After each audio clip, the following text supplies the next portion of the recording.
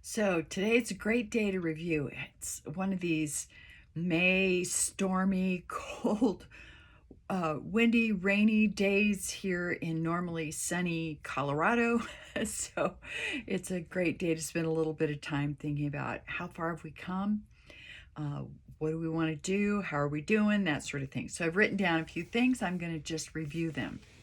So I'm going to review what works for us. Now, remember, this is going to be different if your parent is experiencing something different. Remember, I have had the good fortune of, number one, a mother who's healthy and eats very healthy, and that is just part of her regular routine. Also, remember, I've had access to a very good neurologist and been able to get her on appropriate prescription medications that work well for her. So, with that, the very first thing that we solved for, and I am really grateful we solved for it, was her comfort. She really experiences a little breeze, a little chill, very differently than I do, and very dramatically. So, made sure that she has warm natural fibers like silk against her skin, like a silk base layer, and alpaca or cashmere, whether it's sweaters or socks, and a nice knit wool pant that's stretchy and comfortable. So her comfort, once we got that solved, and that took us a while, we had another element to solve, which was that insomnia, and the doctor really helped with that. So, number one, comfort. So, because that really reduced the complaining. The complaining is something that's really difficult to deal with emotionally.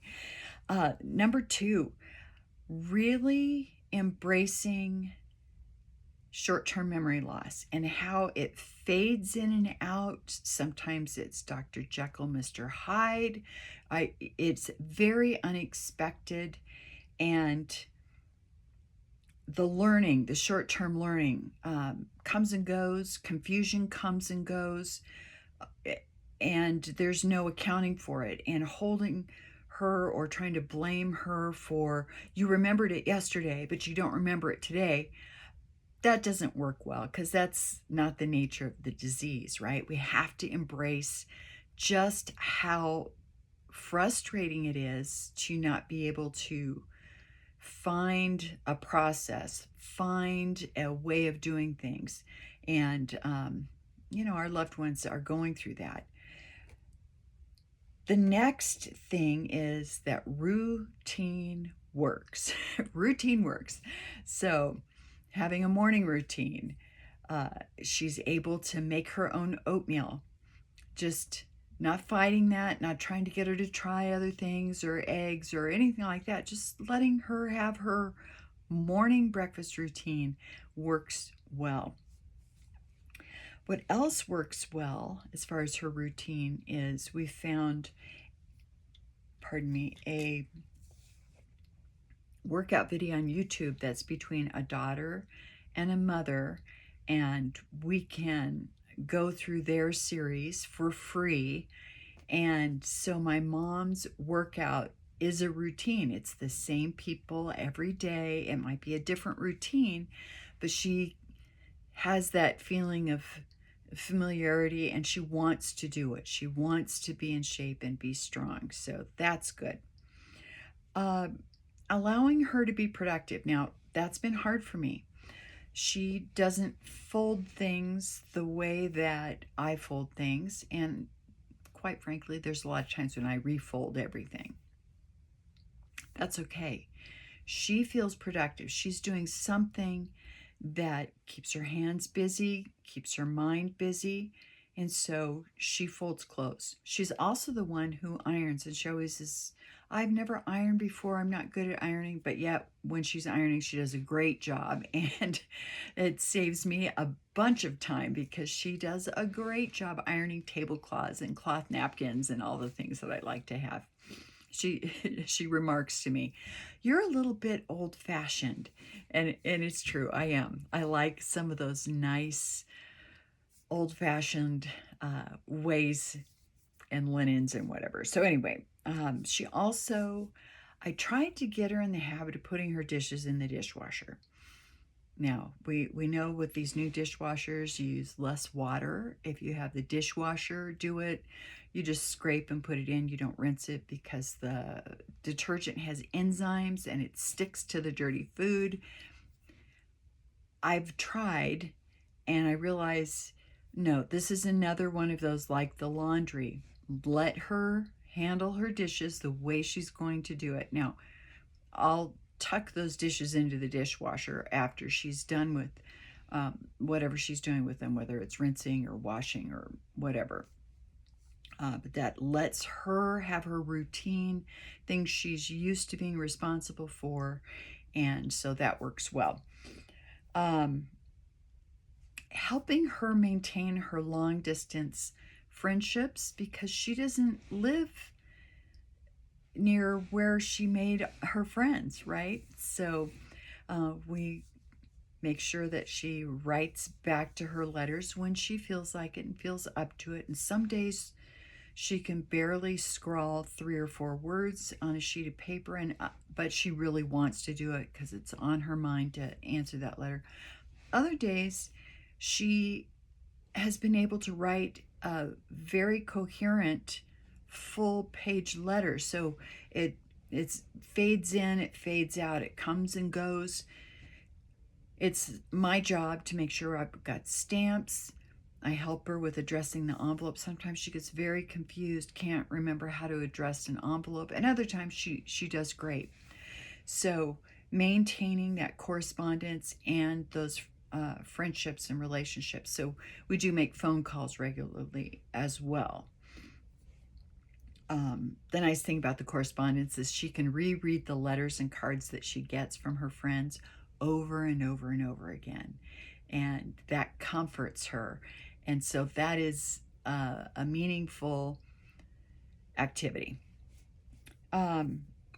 Worked on building social appointments that are both with another mother and daughter, so that there's someone for her to visit with while I'm visiting with someone, and there's some shared experiences, and we can laugh together and work through things together. And then also, of course, my individual coffee appointments are very important to me, and I'm building in some work appointments as well, keeping my mind sharp, knowing that I can go back into the workplace or ramp my business, my consulting business up, is very important to me, and very gratifying to talk about work. It's important to take a break. So know when you need a break, build breaks and vacations in proactively when possible. It's not always possible, of course. And because we've been doing so well and we're in a routine and we are able to go on walks and get out of the house, I have decided to rebrand this because this is turning into enough space for me to get to my doctor appointments, learn about new procedures, new medications, new everything for treating aging. It's just really amazing how far we've come in focusing on premenopause, menopause, and postmenopause. And you'll see it all over social media, and the information on social media is not great. I'll be honest, now that I've been working with my doctors and finding out what really works, and I'm experiencing the benefits of that, I'm also aware of there's just a lot of folks making a lot of money on stuff that's not particularly effective. So that's just a little pitch.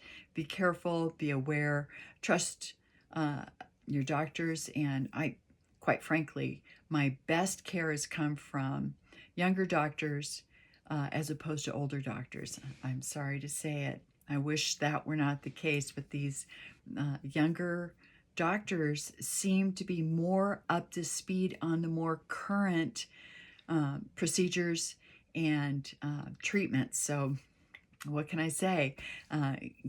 Good job, medical school and medical journals and all of the research that's going on. So, rebranding it to a sabbatical.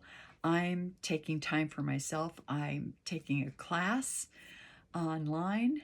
I am selling and trying to downsize some of my clothing collection, which you see behind me.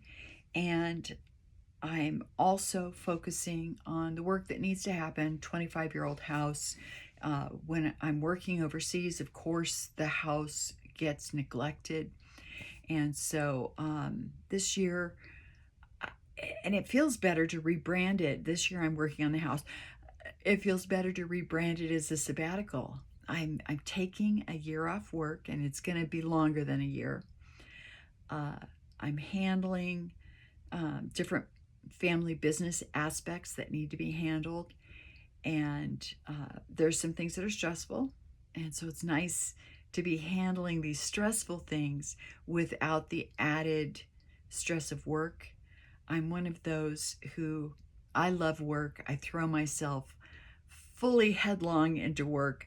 I love to take work and make it even more and better, and broaden the scope and do deep dives into why work is the way it is, how to work on transactions and processes, and try to make sure that the people element is operating in a way that is helpful and beneficial in multiple ways, to the business, to the individual, to the team, to the leader. So solving all that, I love to spend my time immersed in that. So not being immersed in it has freed up a bunch of space for me to solve my own situations, get them working a little more